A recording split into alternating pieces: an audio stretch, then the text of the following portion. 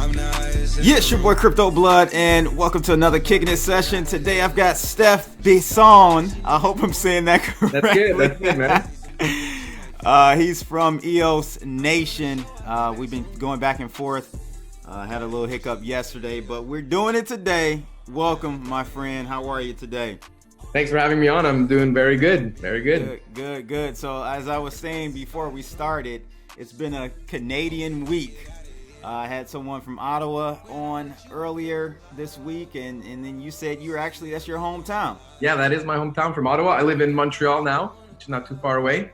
Nice. Yeah, so tell us a little bit about yourself, man. I'm wearing my Roots hat today.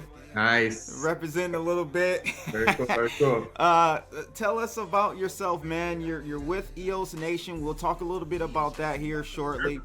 That block producer, one of the top block producers, and really want to get into that whole initiative. But let us know what led you to crypto, what led you, kind of give us the roadmap, right? I'm sure you started with Bitcoin. Of course I did.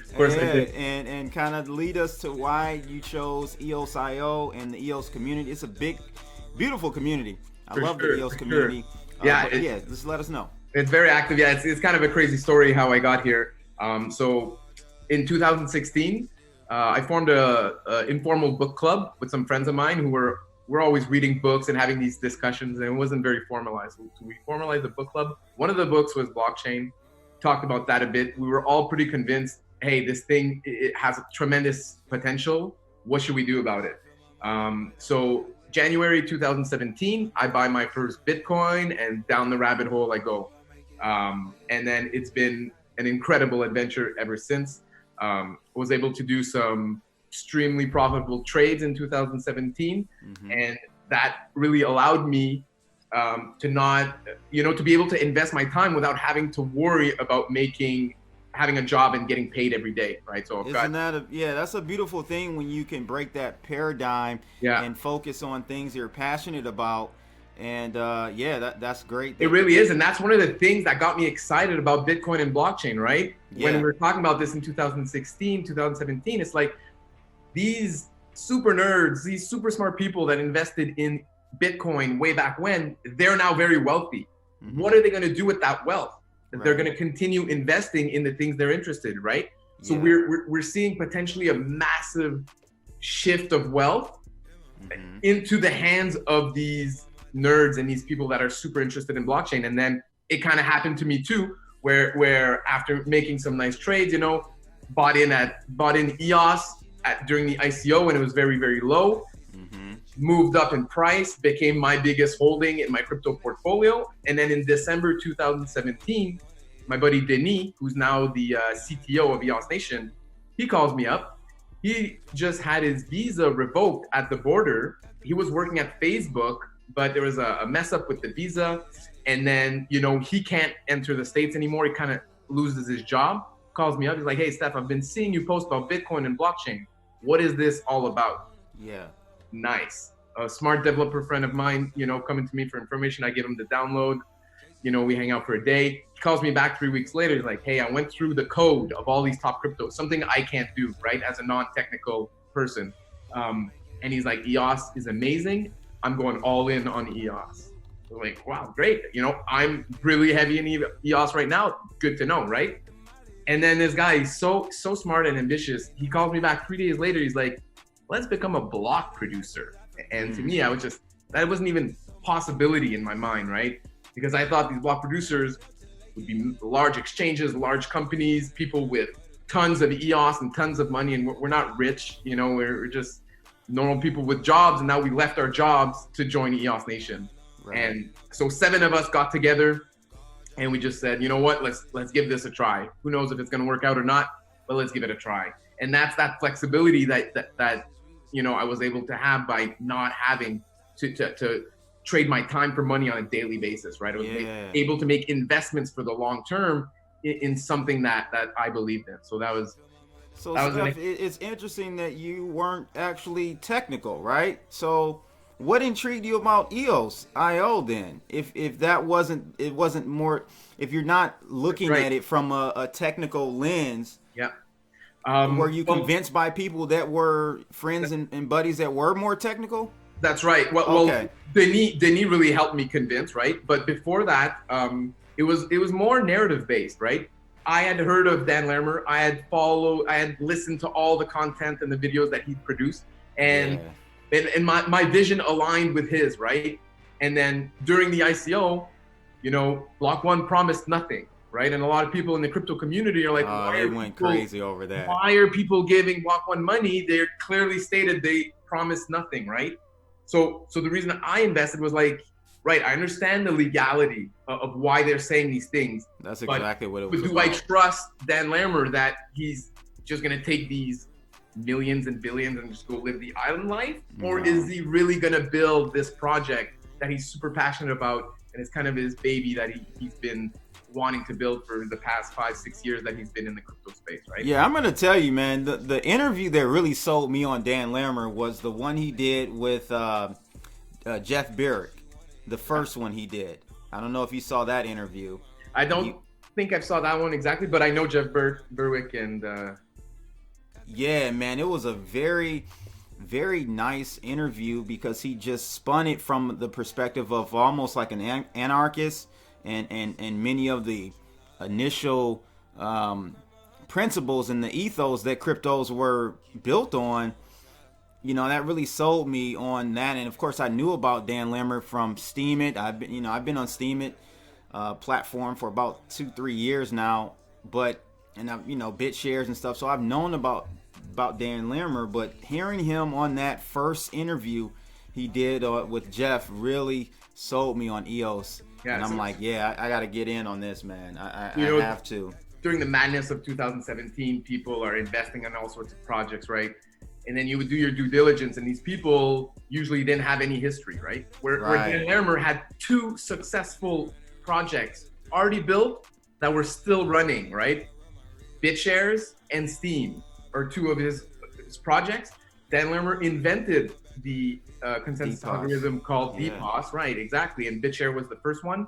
Steemit was the second one. He tried to build this social media platform.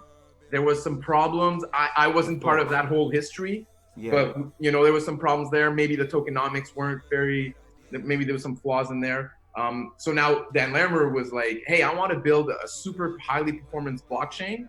So he can build all of his projects on top of it, instead of having to build a new blockchain. Siloed. Yeah, I feel like that's where we are with so many projects in this industry. It's a siloed society almost. Like everyone wants a specific blockchain for this, specific blockchain for that. Oh, this one's gonna do UTXO, and this one's gonna be this and this and that. And it's just like, why not build one infrastructure where you can have a sandbox and do it all? Yeah, you know what I'm saying? I think it does make sense to have different use cases on different blockchains. Is there a need for the amount of blockchains that we have right now? Probably not. Probably going to see some consolidation, right? And some networks shutting down due to low usage, low adoption, and others becoming really popular. Obviously, I think EOSio and EOS has a good chance of surviving and becoming a staple in the blockchain industry, and for many reasons that we can get into.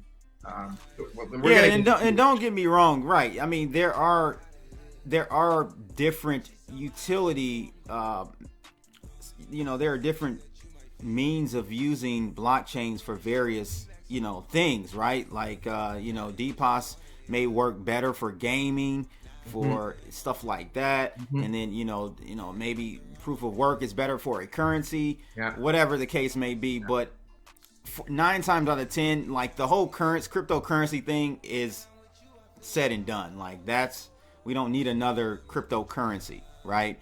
We need to be working on blockchains and platforms where we can really start seeing development progress in a manner for decentralized apps, in a manner where we can start getting normal everyday people to use it.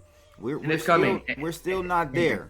We're not there. Voice hopefully is going to help. We can get into that a bit later. But the trend before was to build your blockchain for your one project. Now we're seeing some very powerful platforms emerge where people are building all their projects on that platform. which I think is nice and is going to increase the network's effects of all these networks.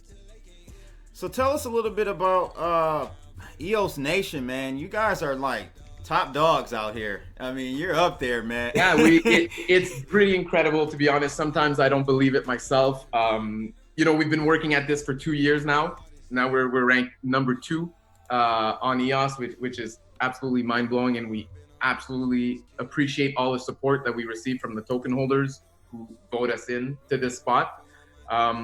And our approach has been pretty unique, and it was pretty different than most other block producers when we started. So like I mentioned, we're a team of 7 people. However, we only had one guy that was a technical expert on our team. So what we did is we decided to try to focus on community building and trying to really shine as worldwide community builders, because we knew that was an area that we could perform in, because we have a lot of people on our team. And then so one of our ideas was building the ambassador program. So we have 16 EOS Nation ambassadors right now all over the world, where we're going to be adding 2 new ambassadors to the team shortly. And right now we have some in 12 countries. And these guys are volunteers. They're passionate about EOSio, about EOS, and about educating their local communities. So although we don't pay these ambassadors a salary, we do cover the cost of the activities that they do. So during the first year of EOS, we hosted, I think it was 128 events in a period of 365 days. That's about one event every 3 days. Either, some of the founders in Ottawa, Montreal, or our ambassadors all over the world, or bigger events like the EOS Community Conference in Seoul and in Brazil more recently. So as you can see here, yeah, exactly. So we've been able to build a large team, which has allowed us to be present all over the place, right? So oftentimes we'll hear people say, "Oh, EOS Nation, man, you guys are everywhere. How do you do it?" Well, it's because we have a large team of passionate people that really believe in what they're doing, right? So my role as a chief community officer for EOS Nation, was to build this ambassador program, and it's been super rewarding. In 2017, when I got into the Bitcoin rabbit hole, I became an evangelist, started talking to my friends, "Hey, decentralization, blockchain, what do you think about this?" The feedback I got was very positive, so that's why I knew, oh wow, this is gonna really take off. I want to invest more time, more energy, more money into this. And so with this team of ambassadors, we're basically a team of like 17, passionate crypto evangelists, and we help each other and we support each other with our events all over the world. And it also allows us, as EOS Nation, to really have our finger on the pulse of the community all over the world, right? So just this morning, I saw some good news coming out of India, which was for cryptocurrency. It wasn't sure how it was going to play out in India. So I see this news. I sent a message to my ambassador in India, and I'm like, "Hey, what do you think about this news? Is it true? Is this fake news?" So we have people on the ground all over the world, which really helps us stay informed about what the community wants and allows us to give what the community wants. Nice. What technical things have you guys contributed to the EOS Nation? And I saw a couple of tools that were built. What are you guys doing from a technical standpoint? Yeah, we built that have gotten you so many votes. I mean, many times the contribution. I mean, from a community standpoint, that's so important. But I feel like most people, it's not tangible. Like people can't say it's not quantifiable when you're talking about community, right? For sure. And it's very hard to determine what we do that resonates with token holders, right? Right. Is it because we developed this tool called EOS Detective that allows you to visually follow where coins are going, right? So we released that tool last year, and it helps. Yeah, exactly. It helps when sometimes an account gets hacked, and then the funds are moving around, and then this tool allows you to easily visualize that. So we basically try to contribute the way we can and the way we think the network wants us to contribute, and then we get the support in terms of votes. So technically, our infrastructure is some of the most performing infrastructure right now. Matthew Darwin, our Chief Infrastructure Officer, is an absolute beast, and he works super hard, and he loves this stuff. He's optimizing our servers and installing better servers and upgrading and monitoring the logs and communicating with Block.one. Actually, recently there was some reliability issues on the mainnet due to a massive surge in incoming transactions. And so every day, Matthew's out there checking the server, checking the logs, discussing with Block.one, hey, how about we improve the software in this way or that way? And that's one of the big advantages of a delegated proof of stake network, is that we can improve the software very often on the right? fly, yeah. Without Ethereum, Bitcoin, those things don't move much, which is fine, and that's their use case, and that's great. But Dan Lemmer, he likes to invent things, try things, break things, repair things, and keep going, right? Yeah, So, absolutely, and better to do it now than later. That's right. You know, in the earlier stages to really, I think, leverage that ability. So right now we're really optimizing the servers and the hardware, right? Mm-hmm. On our side, on the BP side, and on Block.one side, they're really working on optimizing the software. And gotcha. So we're still building the foundations basically. Right now we're upgrading to EOS 2.0, which is going to bring significant performance upgrades from the server side, from the software side. But there have been challenges because, for example, if we're running a node on 2.0, we're maybe sending out twice as many transactions that a node running on 1.8 can receive. So there's been a lot of trial and a lot of, like I said, trial and error, fix things, evaluate, improve things. And overall, we've seen significant improvements in reliability lately, and servers across the world have been upgraded, improved. We have a new node architecture. We added a barrier node in there to kind of deal with the insane amount of transactions coming in, so that barrier node can then send to the producing node in a more regulated fashion, I guess. Yeah, so explain to the audience, because I still have many people that are really confused about, or I don't know if I want to say misinformed or disinformed about EOSio. Can you explain to people why EOSio is not as centralized as people think? Sure. So first of all, a lot of news that we see in the mainstream crypto media is owned by Consensus, right? Yep, exactly. So CoinDesk is owned by Consensus. Consensus is obviously promoting the Ethereum ecosystem. That's right. So oftentimes we'll see articles on CoinDesk. Now I don't know if it's malicious or it's just uninformed, but there's oftentimes errors. I'm sorry, it's malicious, man. It's disinformation. I just put it how it is, because even seeing the launch, or the talk about EOS 2.0, that was barely covered. Voice.com, the launch of Voice.com beta was barely covered, if any. I mean, it's just sad, man. It's really sad. But back to my question about, like, I'm sorry to cut you off, but about centralization and the myths and disinformation being placed out there about it. Sure. So we've got 21 mining pools on EOS, basically, right? So the top 21 block producers, they can be considered as mining pools, and the hash power is actually token holders that vote for these block producers, right? So on EOS, we have 21 different entities in the top 21 that can approve upgrades on the network, right? So now people say, hey, there's a cartel on EOS. These top 21, they don't care about the long-term health of EOS. They just want those rewards and cash them in, right? Which is really not the situation that's going on.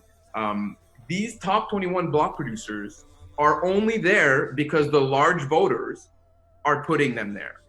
And they can be kicked out in what, every 2 minutes? 2 minutes. Exactly. Yeah. Exactly. So these block producers are doing the will of the token holders that back them, right? And there's not much profits left over for the block producers. I don't know about all the teams, right? But from EOS Nation, we implement. There's a lot of voter rewards on EOS. I mean, reward proxies, right? Where you vote. So we have our reward proxy.eosnation.io. So people who vote for us, we share a percentage of our block producer rewards with them.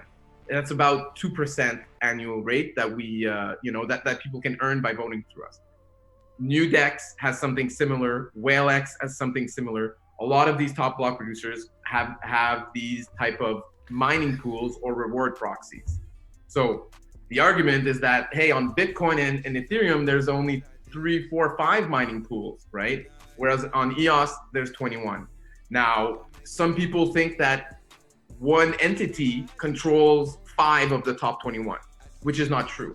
At this point, the game is so competitive that it's extremely hard just to stay in the top 21. So these 21 block producers that we have right now, they're all competing fiercely to stay in there. And the more fierce this competition, the more decentralized and secure the network is, in my opinion anyways. So, and we've seen this evolve over time. So right now, we feel that the network is more decentralized and more secure than it was, for example, a year ago. And we can also see that the total votes in the system has been going up. Which is good. That's good. I'm glad to see that part. Exactly. Because more votes means a more fair distribution of that power. It means a better representation of the will of the token holder. Right. Because more token holders are expressing their will on chain. So, in the first year, I don't think we had any BPs with more than 100 million votes. Now you need over 300 million to be in the top 21. So I think EOS is decentralized, and it's likely that other exchanges are going to become BPs, and this is a natural way of a DPoS network evolving. Now, a lot of people don't like exchanges, and I understand that sentiment. We got into blockchain for decentralization, but you can't stop a person if it's a decentralized economy or environment. You can't stop a person or entity from entering the space. That wouldn't be decentralized then. Right. But what some people fear is that these exchanges are using the tokens of their customers to vote for themselves and earn rewards. Wasn't that supposed to be changed? And is that going to be changed in maybe EOS 2.0? No, that's there's going to be no restrictions on who you can vote for or stuff like that. And I'm saying as far as using other people's tokens, like in the case of an exchange. Sure. So there was the interim constitution. Yeah, that's what I'm thinking. Tried to implement at first, and in that interim constitution, voter rewards were illegal. Right.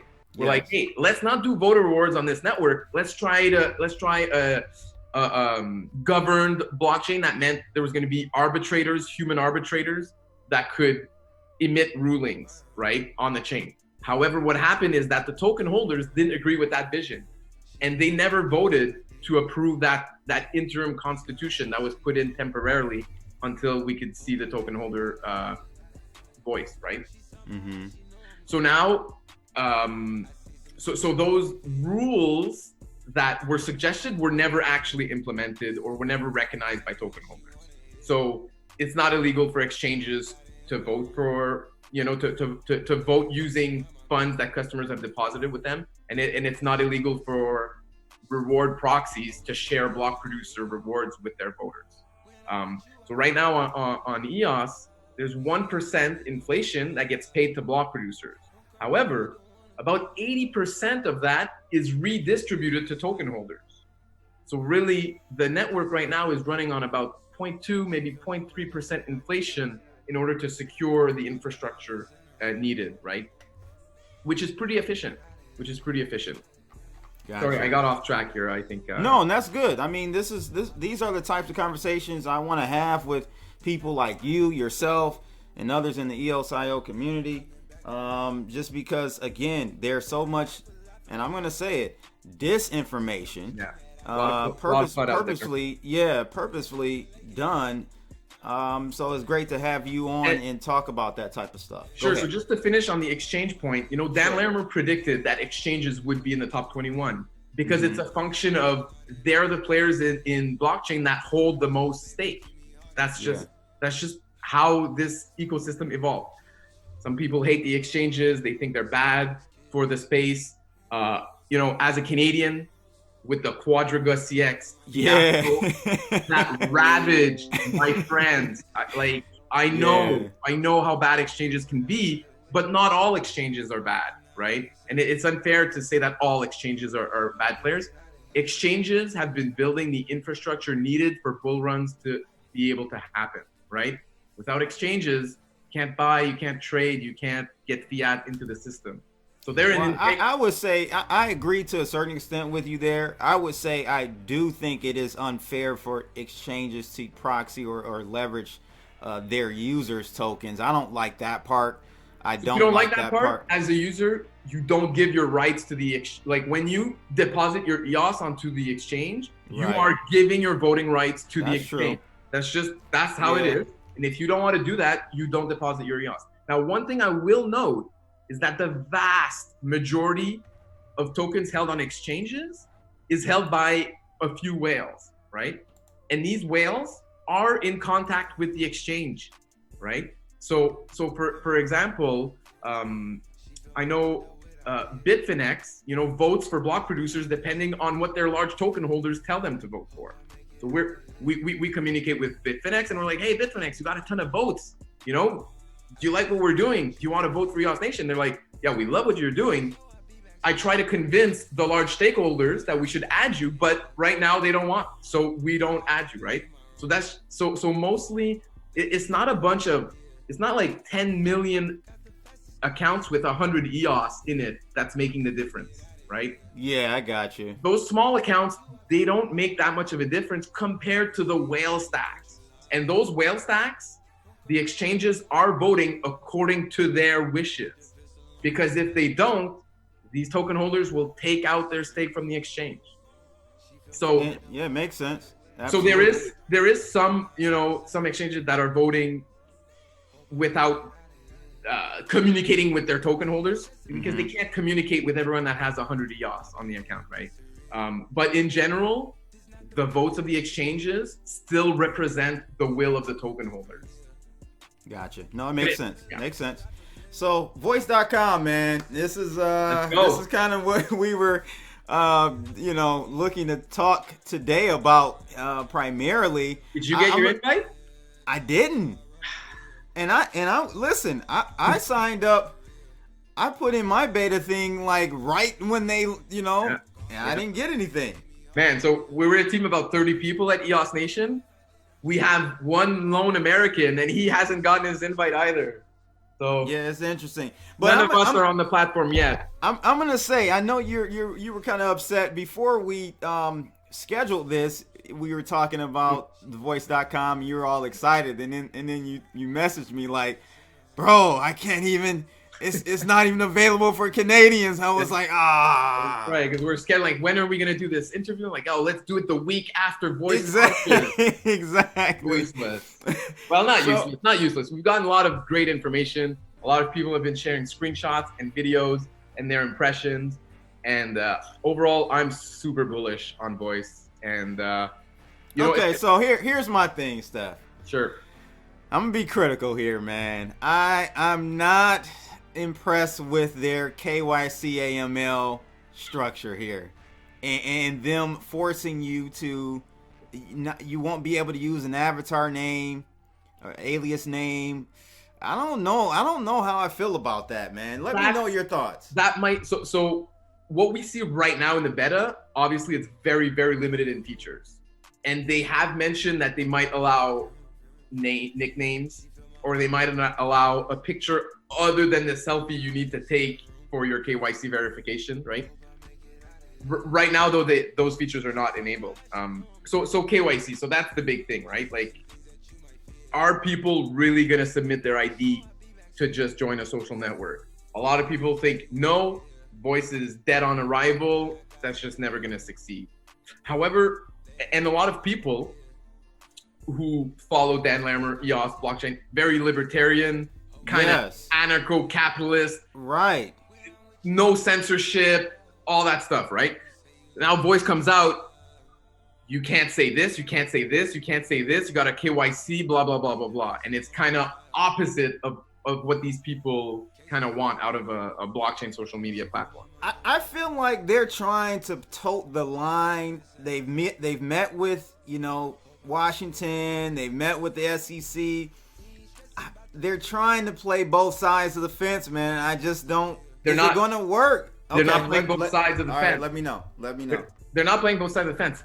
The anonymous anarcho side, they don't care about that. It's just that's not what Voice is aimed to be, right? Gotcha. Voice aims to be a platform that elevates the discourse online. I've dealt with anonymous social networks now for 15 years. Reddit, Facebook, Twitter. There's so many trolls, so much toxicity that people are willing to share because they're anonymous. Yep. But they would never dare say that if their face and name was attached to it, right? So the people who want the anonymous, no censorship platforms, Voice is not it.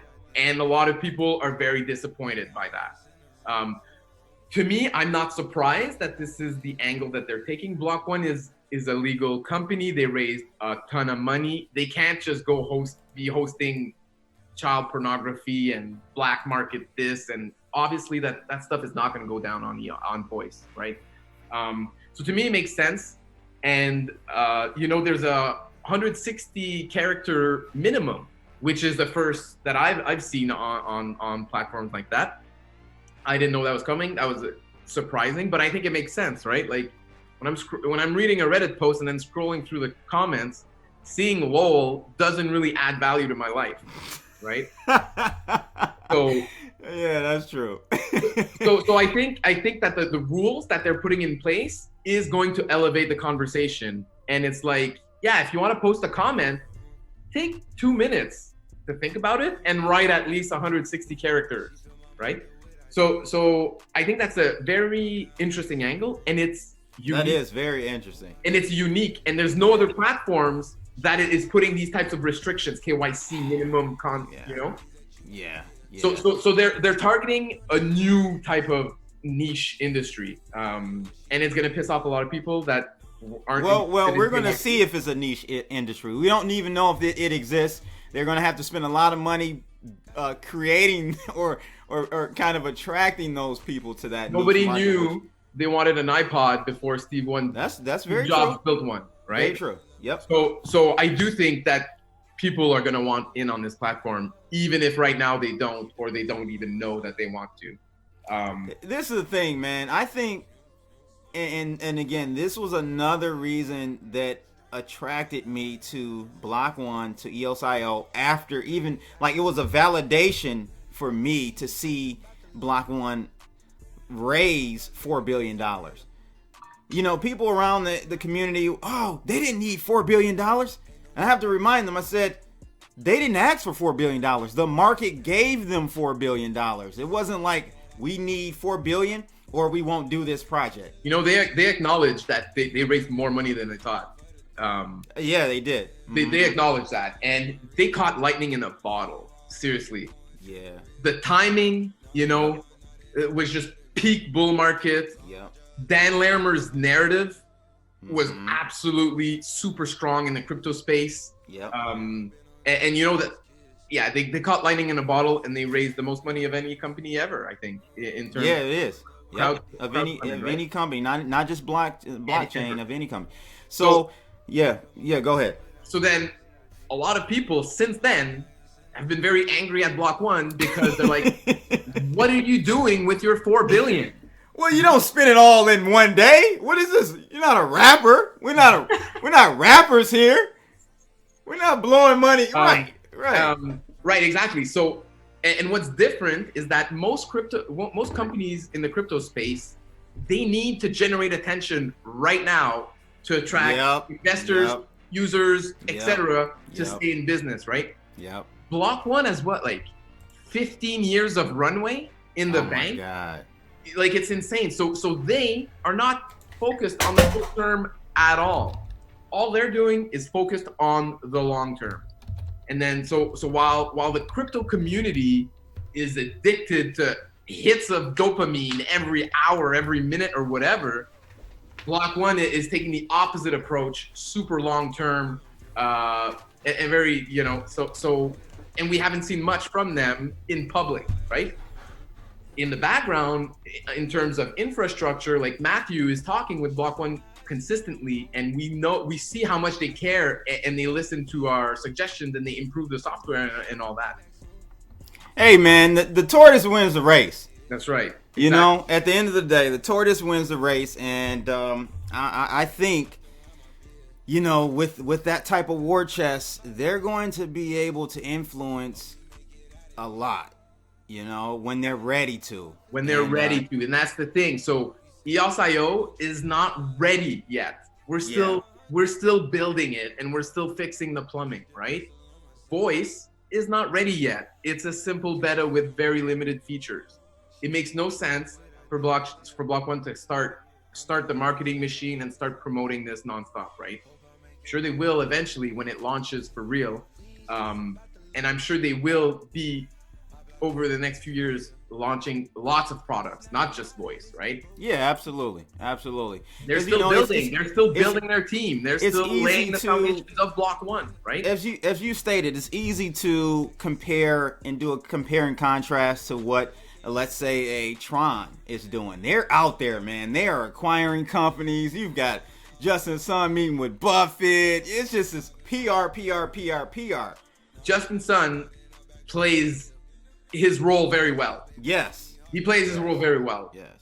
Sometimes I think the strategies might lack a bit of integrity. Some contests. We've heard all of the news. Yeah, but we've heard it all. He's a great marketer. Yeah.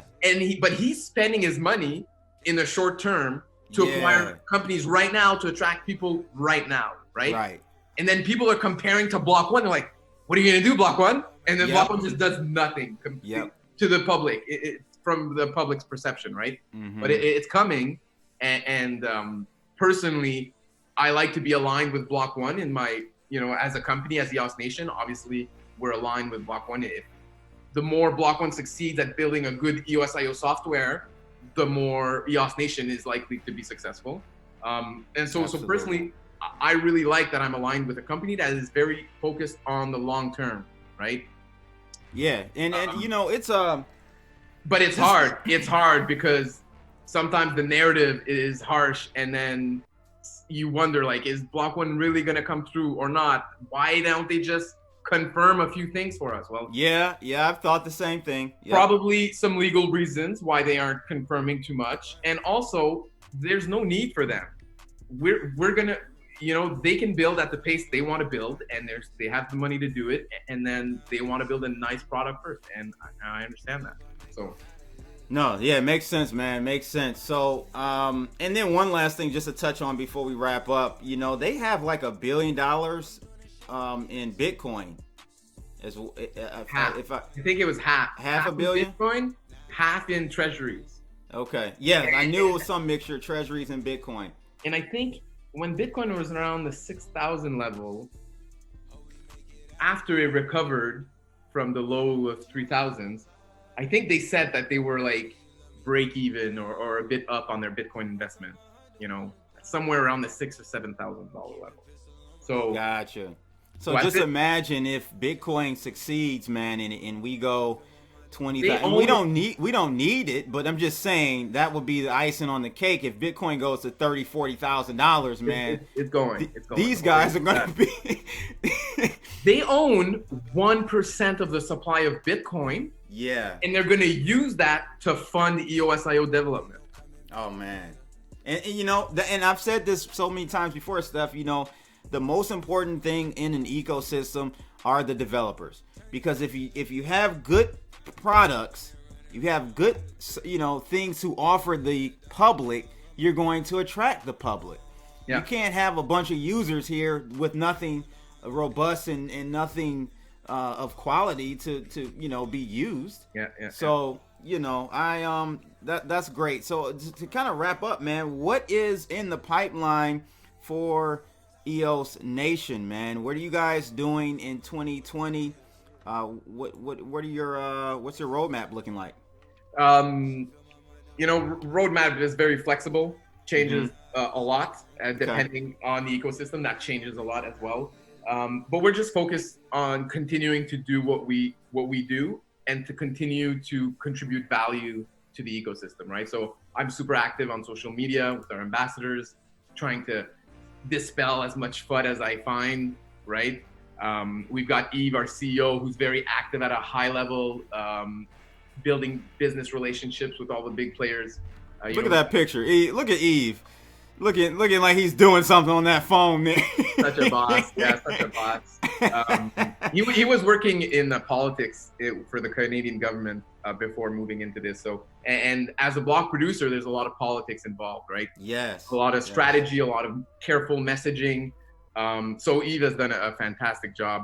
And, infrastructure side, Matthew's always improving things, collaborating with Block.one, and we're just gonna keep doing what we're doing, and hopefully it keeps resonating with the token holders, and they keep voting for us, and allows us to have a job. Although this job has not paid much yet, but we believe in the future of EOS and EOSio, so we think it's worth it to invest our time and energy right now, even though it's not very profitable, because we want to establish ourselves as a player in this industry, and we think the future holds a lot of promise.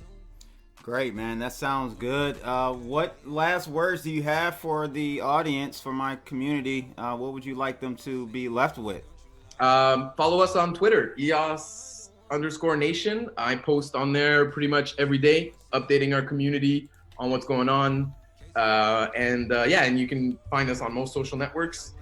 Reach out to me if you have any questions. I'm always happy to answer either. And if they're too technical, then I'll ask Denis. And then if you're new to the space and you have basic questions, I'm happy to help you out. So you can email me at Stephane@EOSNation.io anytime. And I'm always happy to connect with our community members. There you have it, people. Another Kicking It session. Today I've got Stephane from EOS Nation. Thanks again for joining today, Stephane. Make sure you guys like, share, and subscribe. Click that bell to receive more notifications for videos like this. We out here. Holla! Woo.